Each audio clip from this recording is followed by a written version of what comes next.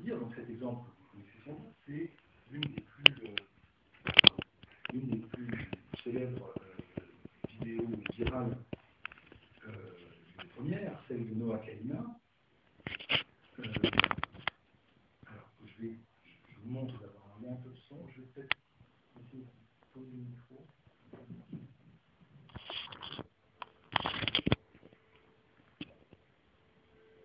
Mettre 1. Ici, on a quelque chose d'assez particulier qui est effectivement l'une des premières zones, je pense qu'on peut employer ce terme, visuelles sur Internet. C'est-à-dire qui utilise effectivement le canal et qui, alors donc, mais en l'occurrence, n'est plus ni de la photographie ni de la vidéo, c'est un mash-up, c'est un mix de photographie et de vidéo, puisque cette vidéo qui a été mise en ligne le 27 août 2006 sur YouTube, est donc simplement une compilation de très précisément 2356 photographies qui ont été effectuées tous les jours par ce jeune photographe new-yorkais, Noah Kalina, entre le 11 janvier 2000 et le 31 juillet 2006, donc pendant 5 ans et demi. 6 ans.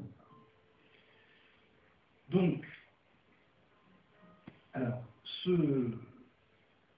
cette vidéo a été vue dans sa version originale plus de 7 millions de fois à la date d'aujourd'hui.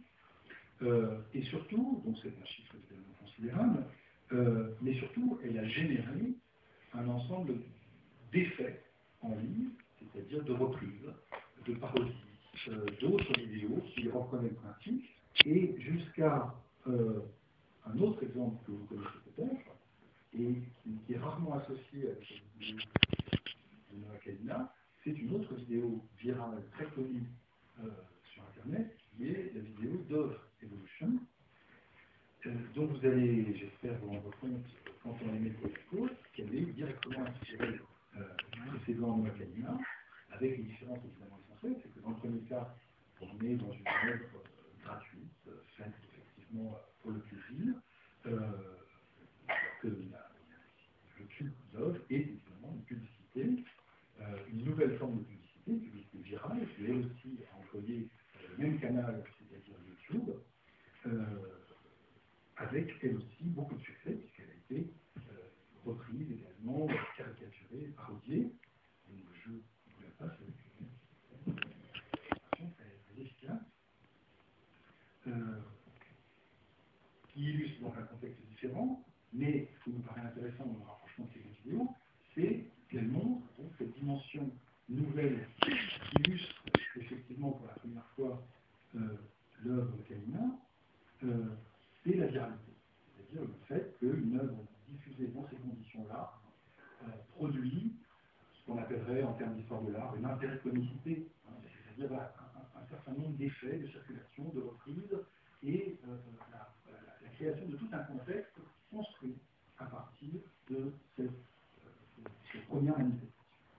Et cette viralité, je pense, est véritablement là où se situe la nouveauté, l'innovation,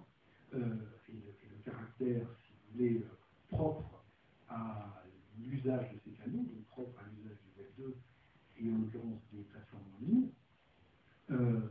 Donc, la viralité, qui est, je veux dire simplement, une sorte d'accélération de la circulation des contenus sur le web, n'est pas seulement une audience ou un type d'audience, elle est beaucoup plus que ça,